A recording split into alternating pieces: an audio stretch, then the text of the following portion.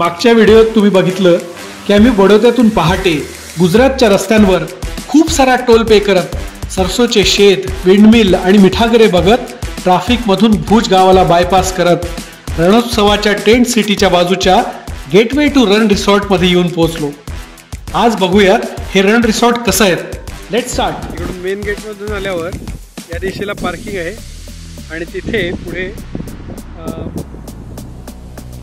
हा जो भोंगा टाईप दिसतोय त्या कारच्या पलीकडे तिथे आहे रिसेप्शन एरिया आणि तिथून रिसेप्शनमधून एकदा का आपण चेक इन केलं की सरळ या दिशेला चालत यायचं आणि इथे हे सगळ्यात मोठे साईजचे भोंगे आहेत ज्यांना म्हणतात दरबारी भोंगा टाईप बी। हे सगळ्यात मोठे आणि सगळ्यात महागडे असे भोंगे आहेत तिथले, म्हणजे राहण्याची व्यवस्था। भुजमध्ये हे जे गोल असं स्ट्रक्चर आहे आणि त्याच्यावरती ही अशी कॅनोपी सारखी, याला भुंगा म्हणतात। याचा पर्पज असा असतो की हे भुंगे जे आहेत उन्हाळ्यामध्ये थंड आणि हिवाळ्यामध्ये गरम राहतात। त्याचं कारण असं आहे की हवा जी जोरात येते ती गोल गोल गोल गोल आतमध्ये फिरत राहते आणि मातीचे बनलेले असतात। हे खरं तर मातीचे नाही आहेत, हे बी टाईपचे जे दरबारी भुंगे आहेत ते ॲक्च्युअल मातीचे हे आहेत जे जुने त्यांनी बनवलेले आणि त्यावरती ग्रास जे आहे वाळलेलं ग्रास ते शेड केलेलं आहे। तिथे सुद्धा आपण नंतर जाऊया, पण आत्ता हे बी टाईप भुंग्याच्या आतली जी व्यवस्था आहे ती अरेंजमेंट अशा टाईपची आहे। हा आत्ता इथला दिवसाचा व्ह्यू आहे, रात्री लाईट लागल्यानंतर सुद्धा आपण बघूयात। आत्ता या बी टाईपच्या दरबारी भुंग्यांमध्ये तिथे समोर तो फक्त आम्ही एकच फॅमिली इथं राहतो आहे आणि याच्या मागे ती कार दिसत आहे तिथे ए टाईप दरबारी भुंगे टाईप ए आहे आणि तिथे सुद्धा बहुतेक एकच फॅमिली असावी कारण एकच कार आहे। आता आपण जाऊयात दरबारी भुंगा टाईप एकडे। ए आणि बी मध्ये फरक असा आहे की बेडच्या पुढे त्यांनी एक वॉल टाकलेली आहे आणि ती वॉल सॅग्रिगेट करते लिव्हिंग रूम आणि kind of bedroom areola. So हे इथे हे आहेत ते ए टाईप दरबारी भुंगे।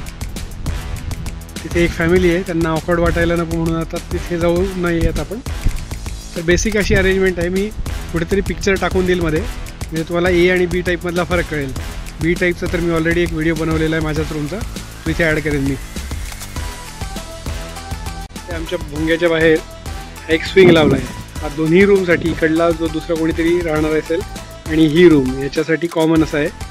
तिकडे परत मध्ये दोन ठेवलेले आहेत आणि याच्या मध्ये मध्ये या साईडला सगळीच कडे आहेत आणि इथे आत्ता अबीर मस्त एन्जॉय करतोय। फॅमिली स्विंग नाव ठेवलं आहे, हो ना अबीर? काय आहे का? हो, कारण इकडे 3 लोक बसू शकतात म्हणून अबीर याला फॅमिली स्विंग म्हणतोय। एन्जॉय कर अबीर। अबीरला आत्ता आदित्यची आठवण येते म्हणून अबीर जरा जरा जरा जरा उदास आहे, नाराज आहे, पण अबीरला मजा येते थोडक्यात। चला तर मग आता ज्यासाठी केला होता अट्टहास, आय मीन बनवला हा व्हिडिओ, ते काम करूया, म्हणजेच रूम टूर करूया।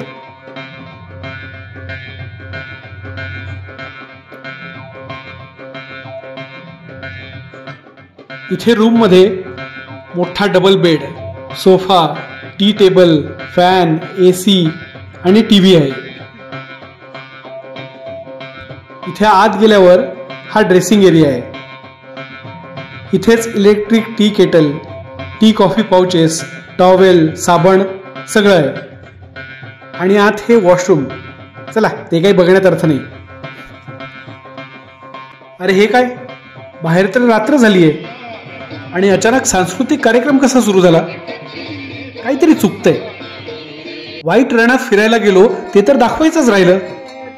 पुढच्या भागात आधी ते बघू आणि मग रात्रीचा हा सांस्कृतिक कार्यक्रम।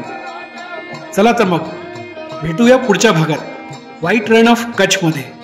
तोपर्यंत बाय।